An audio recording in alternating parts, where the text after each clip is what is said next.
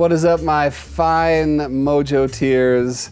I hope you're having a great week. It's Jackson Galaxy, your cat daddy. Before I go any further, if you haven't already subscribed to this channel, please do so.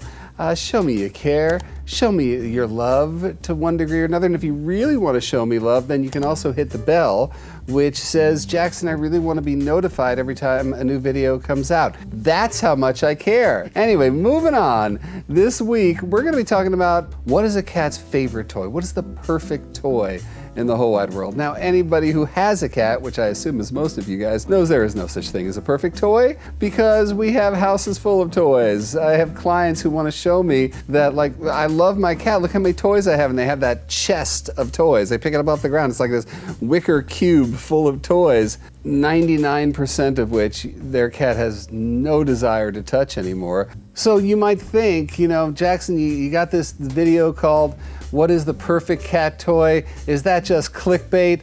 Do I look like a clickbaiter to you? No, of course not. I do actually think that there is a toy that is specifically more perfect than others for cats. But let's start someplace else. Let's start just by running down the different category of toy.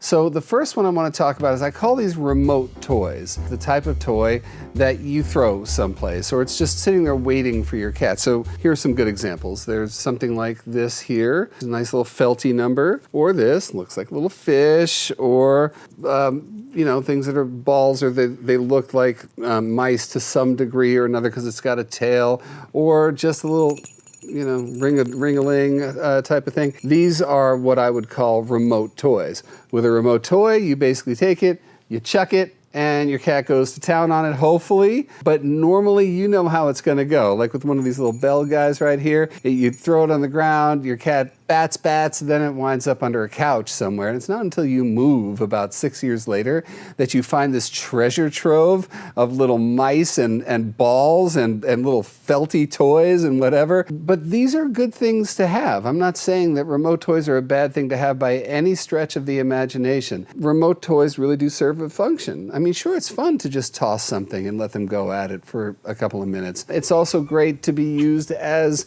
a redirection tool, especially you guys who might have cats that tend to bully other cats in the house. You have one of these guys, and especially anything that might make a little noise, and you have it in your pocket, and then you see your cat on the warpath for someone else, or just doing that thing where they're about to ambush somebody else, and you just go like this, they look, you toss. Now all of a sudden they forgot what they were doing because they're chasing something else. And even if that only occupies their mind for a few minutes, that's fine. But we can only occupy our cats with this kind of thing so much. So that is the remote toy in a nutshell. The next category of toy I see a lot, I'll call these self-activated. And these are toys where once you flip the switch on them, they just do something. So some of the toys that we've seen are like the ones that look like fingers underneath a blanket, where you turn it on and it just goes round and around, and you know, it looks like something is under a cover or whatever. These are self-activated. I don't see the harm in them. I don't see a ton of benefit in them. Just because they have a switch that you flick doesn't make them bad. But when we're talking about one of nature's most perfect hunters, and when we remember that from a very young age, cats play as they hunt, play equals prey, well then we are absolutely insulting their intelligence by flicking a switch and having something go around in a circle and say, why are you not playing with this? This just cost me 50 bucks, man. You know, it's predictable. And predictable means the death of a toy. Does it have any benefit whatsoever? Sure, I would rather you use something like this than not use anything at all, but you use it sparingly. You use it just in certain times when you'd love to be spending time with your cat right now, but you're exhausted or whatever, and so you do one of the self-activated toys. That's fine. Same goes for the remote toys, something where your cat is dictating all of the action. That's fine. It's just not the be-all, end-all. So again, am I saying that these toys have no place in the cat playosphere? Cats need a wide variety of things to entertain them, from remote toys to self-activated toys to cat TV, hanging a bird feeder outside your window and letting them just, passively activate that hunting mind. But there is one toy that to me is the perfect toy. It is not a brand of toy. It is not a specific model of toy. It is an interactive toy. A toy that you are attached to one end and your cat is attached to another. Now, I would be remiss if I did not pull out my very own model of interactive toy. This one here, and again, I am saying this truthfully, although I would love for everybody to have this toy, because I really do think it's pretty cool. I don't care if it's a stick with a sock. It doesn't matter to me. But it has to work in a way where you're attached to one end, your cat's attached to the other, and then as you swing it around, you are able to mimic hunting with your cat. And that's the thing that's the most important, is for them to experience prey equals play. And there's no better way to do that than when you control the action, when you can pretend to be a bird or be a worm or to be a cricket or whatever it is that you're pretending to be. And as I'm doing this, I'm pulling this up, trying to bring the toy back, and it's not working. And you know why it's not working? That's why it's not working. Now this little guy will play with, there he goes. Look at that. He is activating his little hunter. He's grabbing it and he's trying to find a safe place to bring it. It's his prey. This little guy is 6 weeks old, people, and he knows how to hunt. You hear that?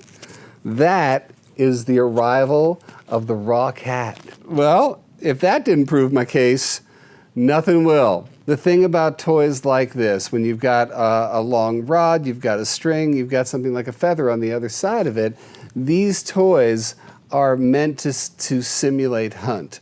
And that's why when you're flying around, think about when your cat is obsessing about a moth that's at the ceiling light, and they could just do this for hours, it seems, waiting for that moth to make a mistake, We can dictate how many times in a certain play session they'll catch it.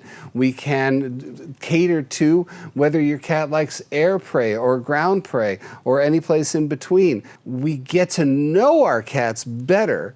I mean, in the absence of our cats going outside and hunting, which we have really evolved away from that. And I think that that's a great thing. I think that cats really should be spending their lives indoors. It's safer, they'll live a longer life. That's the subject of another video we'll talk about some other time.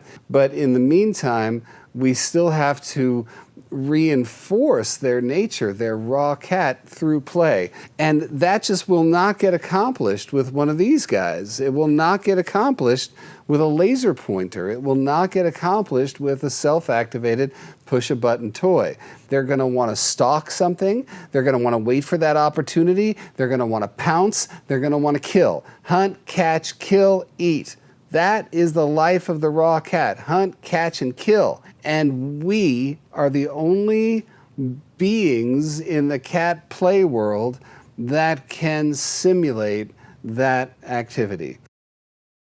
And in doing this, we increase the bond with our cat. We better our relationship. We deepen our relationship through one of the most important things to them, which is this act of hunt, catch, kill.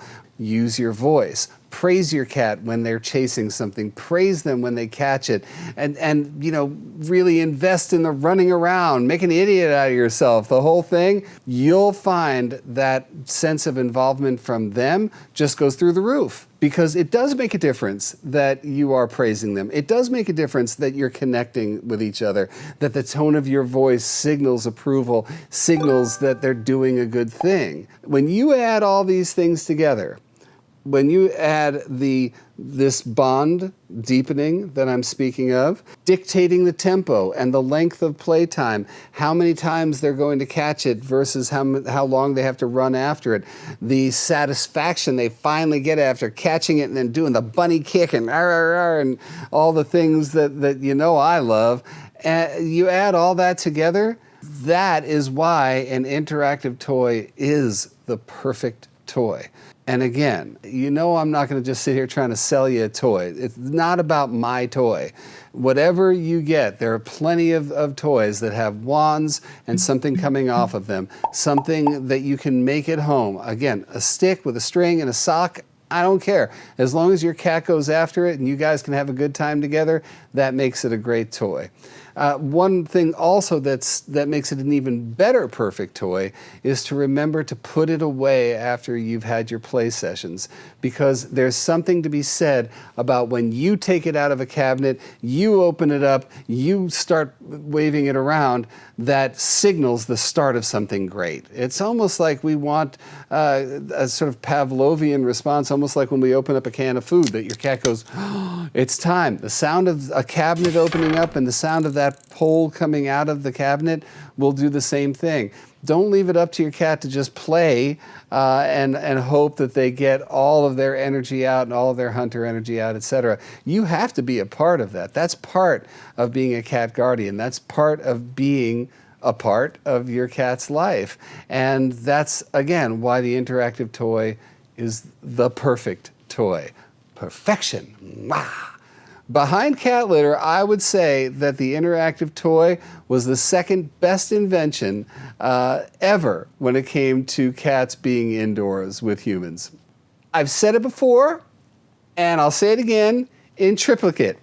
Play with your cat, play with your cat, play with your cat. Did I do that backwards? Play with your cat? Regardless, do it every day. Do it as a ritual. Try to pick a specific time of day. And here's another thing. Hunt, catch, kill, eat. That means we do our play sessions, and then when we're finished, let's go straight into a meal where they eat meat, a meal or a raw meal, and then they're gonna get that primal satisfaction, that raw cat satisfaction. I hunted it, I caught it, I killed it, I ate it, you know? That's the life of the true raw cat. That's a healthy cat who lives with you. Get to it, you guys. It's fun, by the way. It's not all about work. Play should be fun.